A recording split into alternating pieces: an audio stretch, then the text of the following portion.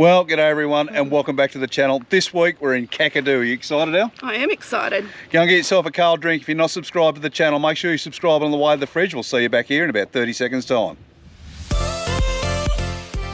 Hi, I'm Steve. And I'm Alison. We decided a couple of years ago that we'd work hard and save all of our money and start living life on our own terms. So we bought a caravan and hit the road on a trip for two all around Australia. So why not come and join us every week for our adventures?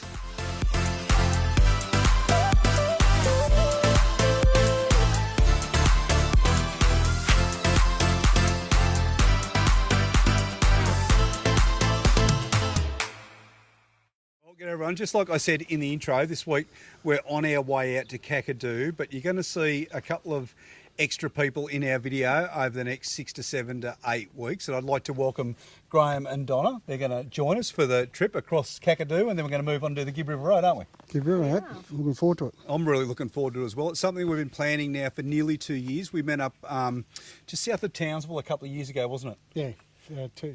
Just south of Townsville. Yeah. And Graham suggested, he just goes, do you want to do the gib?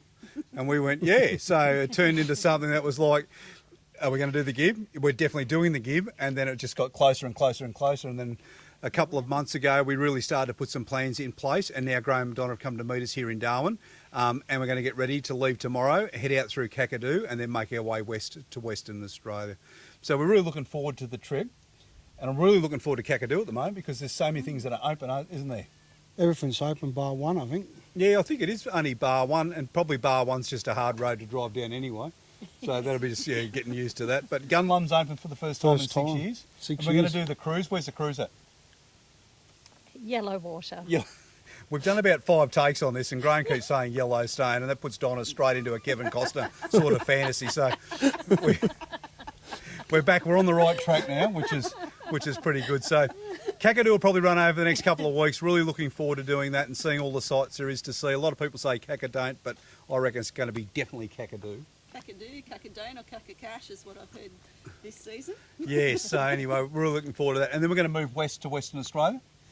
Yeah, back home for us. Yeah, definitely back home. Graham and Donna come from Perth. And I didn't say before, but I've known Graham for a number of years now. We served together as recruit instructors at Kapooka, didn't we? Yep, many years ago. In the late 80s. So if you're in one platoon Alpha Company in 88, 89, you might recognise our dials, even though they're a little bit older and a little bit bolder these days. Yeah, but certainly a little bit different. So we're going to do that. Then we're going to go over and do the gib. And our plan is to do all of the gib, isn't it? Yeah, we're going to go through the whole gib and as far up as Honeymoon Bay. Yeah, really looking forward to that, which I think is one of the almost the most northern part of WA you can camp. Where we can get to, by road. Yeah, so really looking forward to doing that. But before we do all those things, we're going to go to Lake Argyle. We're going to do the Bungle Bungles. A whole range of places that we're going to do along the way. So I'm really looking forward to it. And prepping in Kununurra. Oh, that's right. Yes, Alison's mad about prepping. So we'll be in Kununurra. It's actually your last place to get groceries too, isn't it, before you hit the gib. So we'll get in there, get ourselves organised, make sure the vans, the cars, everything's prepared, good to go. And hopefully we get through it unscathed. Yeah, the plan is. Done it a couple of years ago and we didn't come out of it too good. We've lost 2 tyres, but hopefully this year we'll get through it, no problem. Graham has got more spare tyres on his caravan, his car, than you can poke a stick at. And he's really making me nervous now because we've just got our old one that we've got sitting on the back of the ute. So. Yes, but he knows because he's done it a couple of times before. You actually worked out here for a while, didn't you? Yeah, I worked at a place called Kimberley Diamonds, which is a Derby side of the Ubirr River, just after Winjana Gorge. Spent about 5 or 6 years along there before they actually bitumenised that road from Derby to Winjana. Oh, wow, that's good local knowledge then. Definitely is. And the other thing is that Graham has put together this entire trip. So everything that you see when we get onto the Ubirr River Road, he's planned it, he's organised it, he's got fuel stops, he's got water point, he's got everything going. So everything you see is all Graham's planning, absolutely nothing to do with Ali and I. We're going along for the ride. We're very lucky. We've got 2 experienced people who have done it before and have taken the time to plan out our trip this time. So we're really grateful and we're really happy and excited actually to do it with you both. We really are. We're really looking forward to the trip. It's been so long in planning. You have to excuse us. There's a few helicopters fly over where we are at the moment. And the Gibb River Roads is not as scary as everyone makes out to be. If you're thinking about doing it, just do it. Exactly, yeah. It's going to be, I reckon it's going to be like we've done a lot of roads before. It's going to be tyre pressures and speed, isn't it? Yeah. Not out there flogging your gear to death. Yes, but anyway, we're going to find out in a few weeks' time. So kick back, enjoy today's episode. We're on our way out to Kakadu. Can't wait to get started. Let's get out there.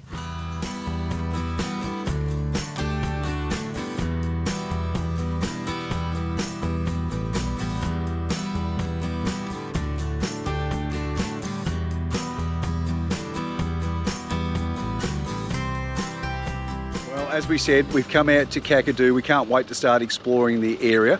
We've set ourselves up in the Merl Campground now. Merl Campground you'll find about 40 k's north of Ubirr. To put it really simple, it's about 1 kilometre away from Cahills Crossing if you're familiar with the area.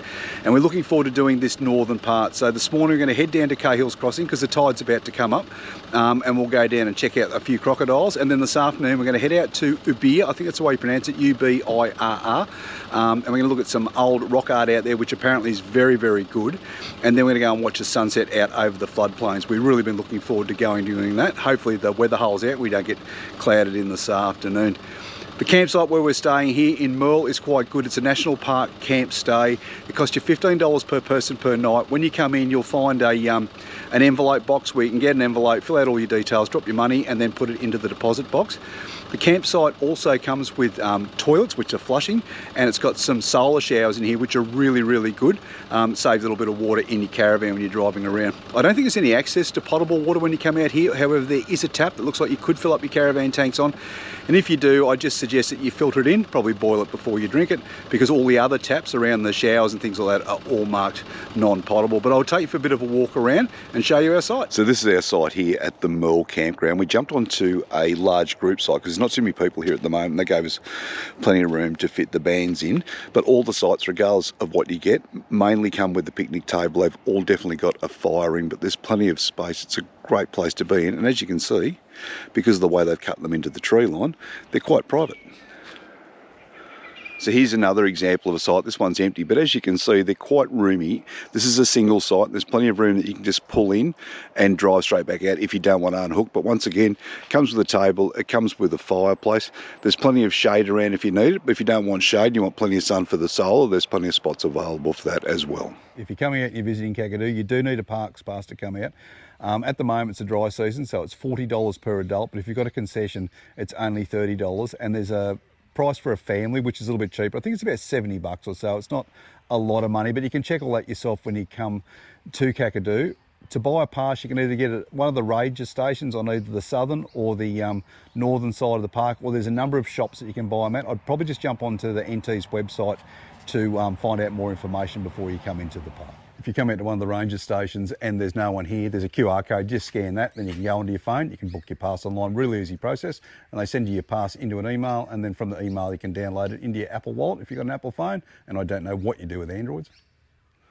While you're at Merl Campground, it's a perfect opportunity to go and visit Cahills Crossing. You can either drive down there and park in the car park at Cahills, or you can take the short walking track which starts in the campground. It's a beautiful walk as you go down along the trail, and it reminds us a little bit, just a little bit, of the Lost City in Litchfield National Park.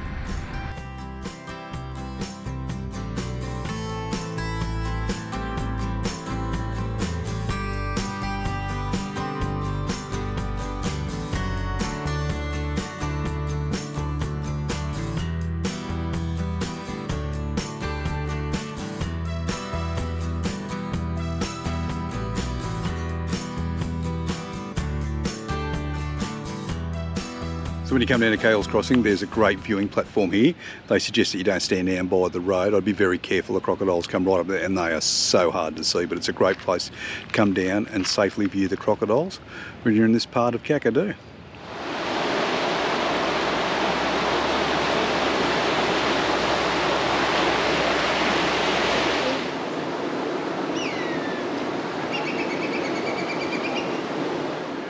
Some big ones, hey? Oh, they're huge, some of them. Yeah.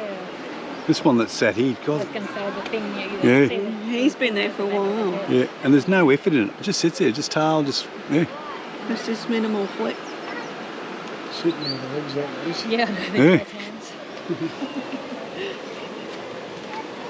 trying to get their balance right and trying to catch a feed. Get their bearings back there.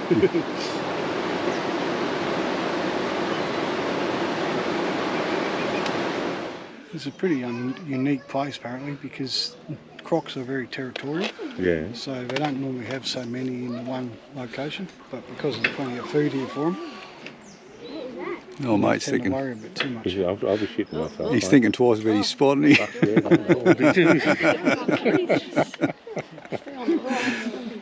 Get off the bridge. Look at him. There you go. There we go. A couple of cars coming across, a big croc sitting here on the road. Oh, you got to slow down for him. You can stop, go by.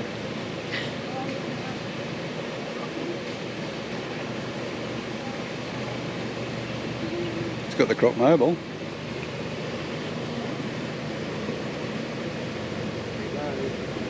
Oh.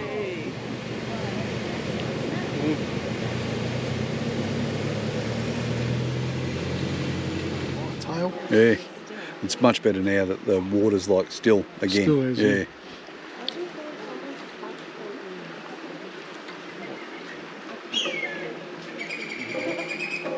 This is downstream from the crossing at Cahills, probably only about 200 or 300 metres down, and it's so tranquil. It reminds me a lot of the Murray River or even the Darling River that we saw in New South Wales. But just over here, I don't know if you'll be able to see it, but about where my finger's pointing right now is a monster crocodile which is just laying on the surface. It's the only one that we can see at the moment, but when we were here earlier this morning, there must have been at least, I don't know, 15 to 16 crocodiles all around here. Unbelievable.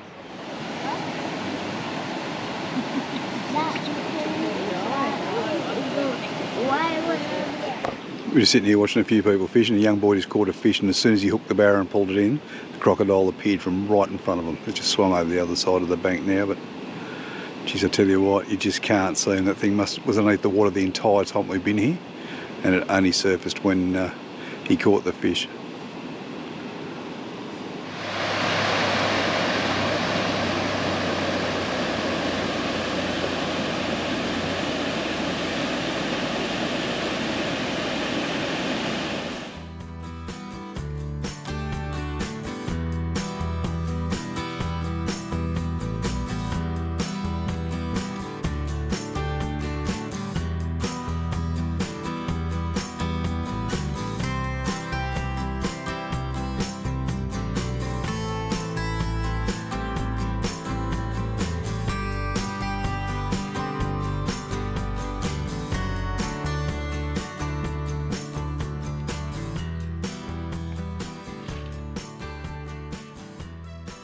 Another great thing to do when you're staying at the Merl Campground is take the opportunity to come up here to Ubirr. Ubirr is famous for its rock art galleries. I've got to say, we saw some of the best rock art that we've seen anywhere in Australia, particularly illustrations of the fish and things that we could see around the rocks. This was particularly interesting. This is actually a warning about the crocodiles in the area, so obviously down on the floodplain itself, which leads me to the next best thing to do when you come to Ubirr, and that's to find yourself a spot up on top of the rocks and just watch the sunset over the floodplains. It's absolutely beautiful. It's a great way to start your trip in Kakadu or to finish it off if you're coming from Katherine.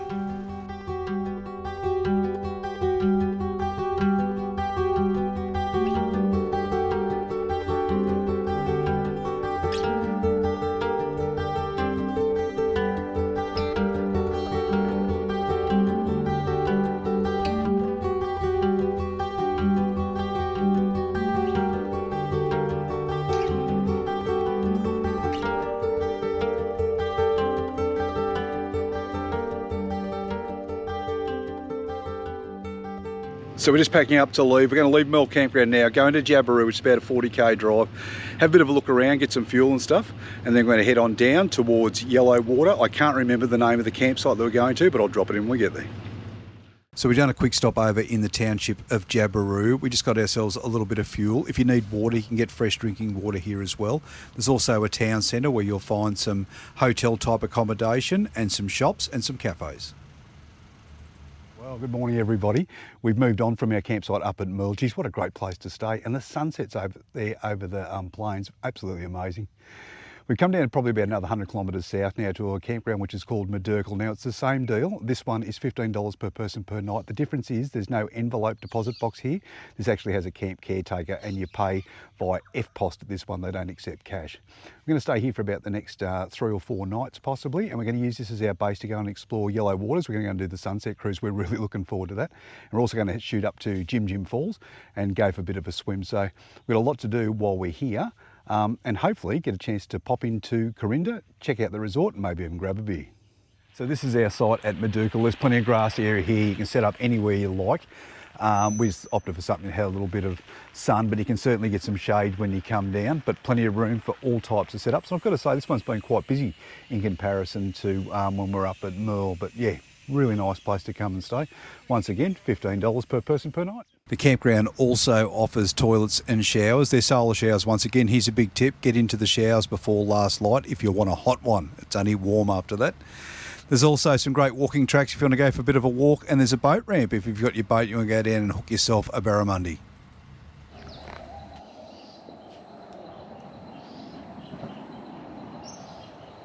I think I'll pronounce this right. We're staying at the Madural campground here in Kakadu. We've come down by the side of the river and there's 2 things that we've noticed. First of all the crocodile warning signs are in English. And the other thing is they give you a knife to fight them off. On behalf of the Ubirr people, the traditional owners of this country we are currently on, welcome. Kakadu, just short of 20,000 square kilometres, folks. It's kind of big. It's all Aboriginal land, leads back to the federal government, so it can be managed as a national park, and so you and I can visit, folks.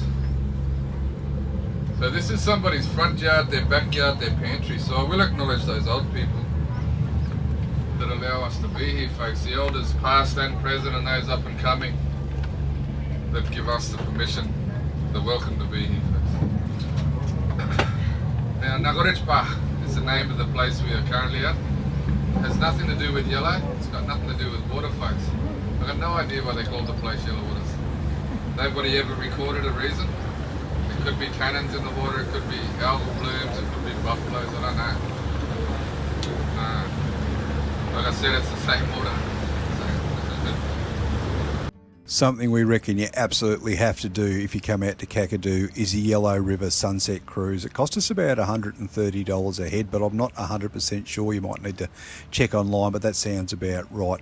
It's a fantastic tour around Kakadu and its billabongs just as the sun is starting to set. Our tour guide for the day, Adam, was amazing. A very, very funny man, very dry sense of humour, and his knowledge of the area was beyond anything that I think I've ever experienced by a tour guide before. It's just a great afternoon out and you get an amazing sunset at the end. Yeah, it's got a snake. Now, can't make out what sort of snake that is. Hang on. He's dealing with it. Oi. We had him on the neck. Definitely got him on the Yeah, Got him. the snake Keep bit saying he, the him on the female neck. black neck stalker's got a yellow eye. Folks, this one may have a yellow eye, but I don't think so. That bill, which is about from your elbow to your palm of your hand, folks, is used to kill lots of things. They spear a lot of fish, they spear frogs, and they get the big cherubins, the big river prawns up here. But they certainly take their share of snakes. They'll also take out baby crocodiles, folks, with that bill. So it's funny, you watch them use it like it's the smallest piece of tweezers doing the most delicate piece of work. I've done alright with wildlife Now there's already. a feral horse off Yeah. in the distance or two. Oh, Over on the other side you can see all the Oh, damage right, got that it. hoof sloth caused out here. Unfortunately, Kakadu's got a long list of feral species. And anything with a hard foot, folks, outside of a fence is a feral animal. Yeah, there's crocodiles swimming over to us. Yeah, he's right there. Aboriginal people all over Australia. But on the water here, folks, that's the boss. Oh, there he is. Yeah, there he is. That crocodile will make the call, and then I change my direction He's a good size. with that. Now the lumps and bumps on the back of this ginga in language, folks, what do you call this one? Are called osteoderms. Not this one, all saltwater crocodiles. And those osteoderms, osteo meaning bone, derm as in skin, dermis, they're bones in the skin, they're not connected to the skeleton, but they work a bit like armor plating down the back of that crocodile. And probably more useful when there was bigger things around that could eat them. But today they work just like a solar panel. Like I said, they're what we call ectothermic, they're external source seekers of heat. So they can expose that back to the sun. Those little bones in there will heat up, they'll retain the heat. The blood that flows around them will pull that heat back through the rest of the crocodile, and they'll become active early on in the morning. This one's properly showing off. It's already been past 4 blokes.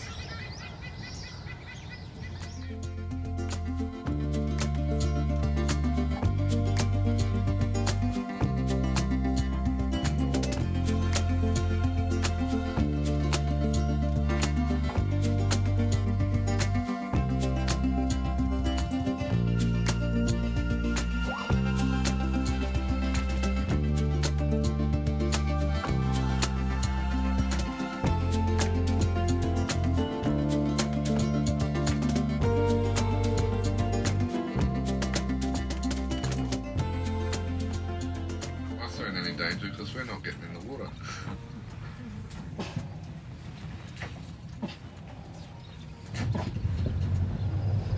If you do get eaten by a crocodile, folks, it's because it meant to, hey.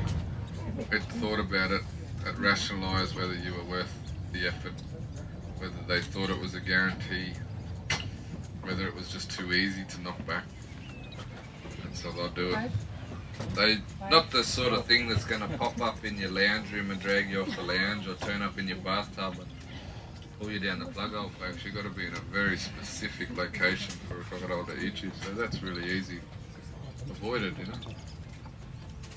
It's our arrogance, our entitlement that puts us within a situation where a crocodile can eat you.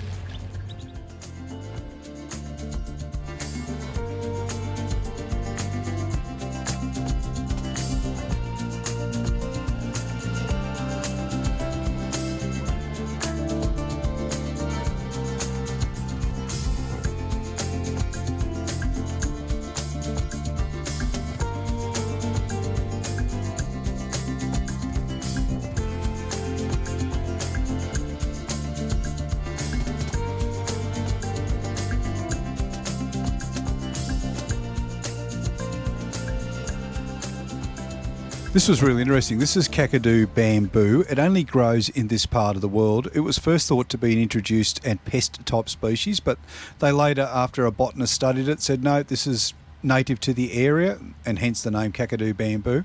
It's got a really interesting thing that it does. It flowers, which is not unusual for plants, but this one only flowers before cyclones. And it's been able to predict, or it's flowered before all the major cyclones that have happened up the Northern Territory for the last umpteen dozen years, including Cyclone Tracy. So if one of the older Indigenous people tell you up here in the Territory that there's going to be a cyclone, obviously the bamboo is in bloom.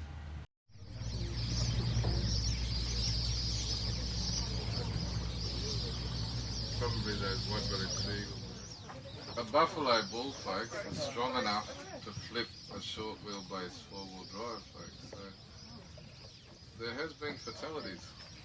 There you go. Where buffaloes have killed people.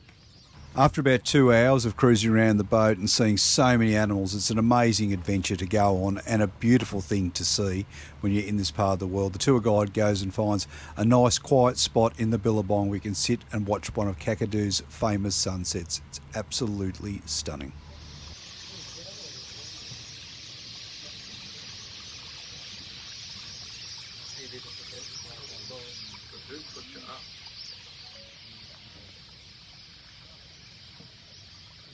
Well, that's it for this week's episode. We really hope you enjoyed it. Come and join us next week for part 2 of our Kakadu adventure when we go and visit the beautiful Jim Jim Falls. We walk up a very big hill and then we go to Gunlum Falls, which has been reopened for the first time in 6 years. Kakadu is such an amazing place. You don't want to miss next week's episode either. If you like today's episode, make sure you give us a like. If you have any questions or comments, hit us up in the comment section. And of course, as usual, if you haven't already subscribed to our channel, please consider doing so because it really allows our channel to grow.